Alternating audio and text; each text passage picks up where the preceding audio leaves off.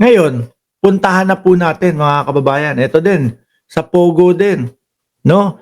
Sa loob ng Pogo, may mga torture hub din po na kapag yung kanilang mga empleyado doon ay hindi sumusunod doon sa mga gusto nilang pang-i-scam, hindi sumusunod doon sa mga gusto nilang mangyari, naku, may mga baseball bat po sa loob ng torture hub. May mga kung ano-ano, may mga pangkuryente sa loob ng torture hub sa Pogo, no? At yung mga staff po doon o yung mga manggagawa po doon, mga kababayan, kinukuha nila sa iba't ibang lugar, 'di ba? Ma'am Maritel T at Gem HE at Mzu o Bicolano Vlog, kinukuha nila sa iba't ibang lugar, 'di ba? Danny Peralta.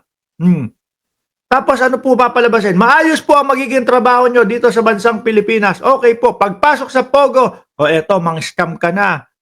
Ha? O eto, ganito trabaho mo.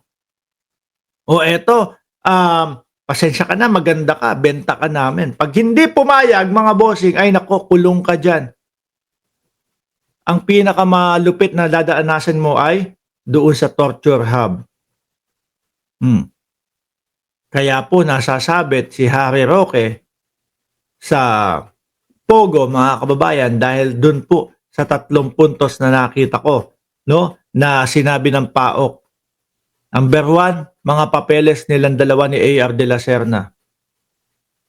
Kaya doon nabuo yung travel companion. Pangalawa, yung mga bank accounts nila ni de la Serna. Kaya doon din nakita yung yung joint account. Pangatlo, yung Pogo personnel na nakita doon sa bahay ni Roque. Ngayon si Roque nagtatago, mga kababayan. Unang dahilan lang ho ng pagtatago ni Roque, mga boss chief amo sir, kasi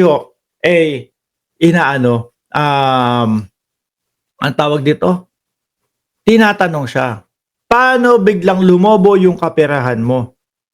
Biglang umabot ng 65 million, no? Sa maikling panahon. Sabi ni Roque, eto, magdadala po ako ng dokumento, ebidensya ko. Upang sa ganon, mapatunayan ko po sa inyo. Kaso nung susunod na hearing, mga bossing, hindi na po nagpakita si Roque. Hindi na po nagpakita si Roque, mga kababayan. Tumakas na po, tumakbo na po, ayun. At sumunod dyan, dahil nga po yung 3 puntos na sinasabi ko na pagkakalink ni Roque sa Pogo, no, at hindi mapatunayan na yung kanyang kaperahan ay hindi galing sa Pogo, mga kababayan, umakyat po yung kaso na human trafficking. Ngayon, umabot na si Roque na nasa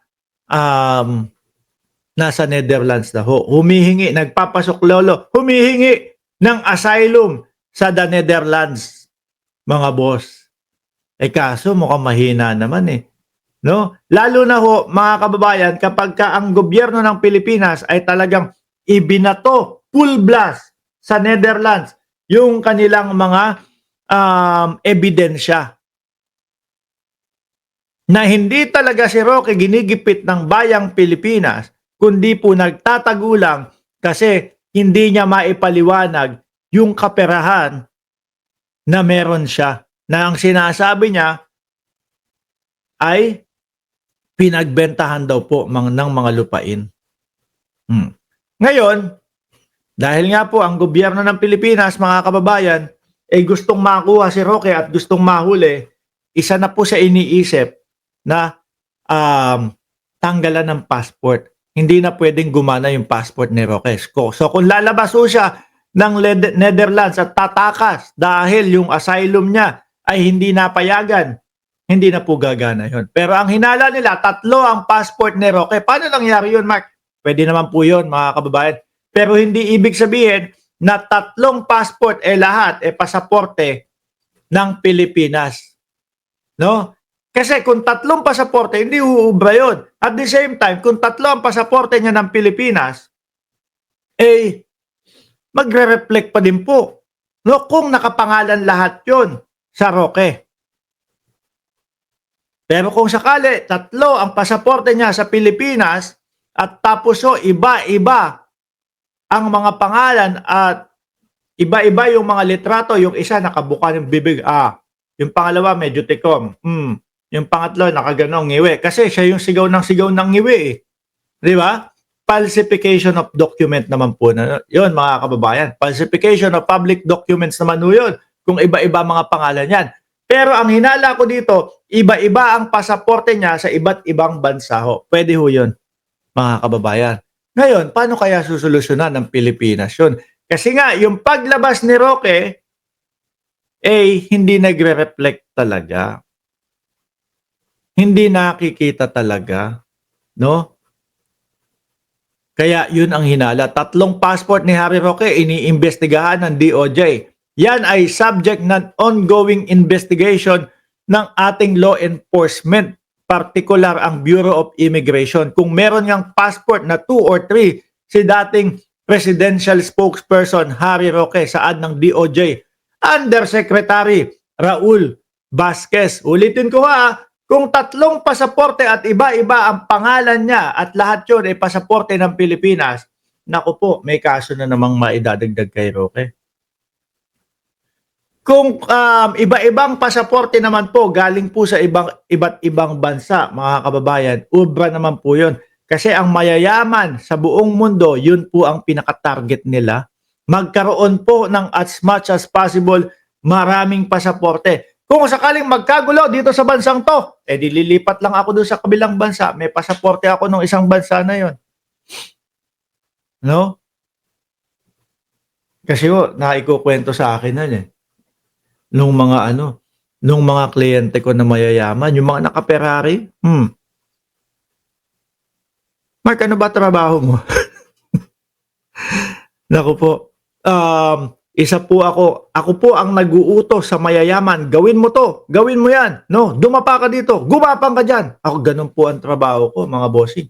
Mga may Ferrari, mga may pagkalaki-laking business, naku, ay saglit lang, may papakita ako sa inyo. No? Papakita ko sa inyo. Ano ho yun? Mga inuutusan ko lang ho yun. Personal trainer ho kasi nila ako, mga kababayan. Personal trainer po ako, mga kababayan, nung mga mayayaman. Pag sinabi ko, upo ka dito, uupo yan. Mag-squat ka dito, i-squat yan. Buhatin mo to. Bubuhatin yan. Diba? Eto, may papakita lang ho ako sa inyo, ha? Para may idea ho kayo. Nasaan ba yun? Ito. Kilala niyo ho ba yan? Ayan. Kilala niyo ho ba yan?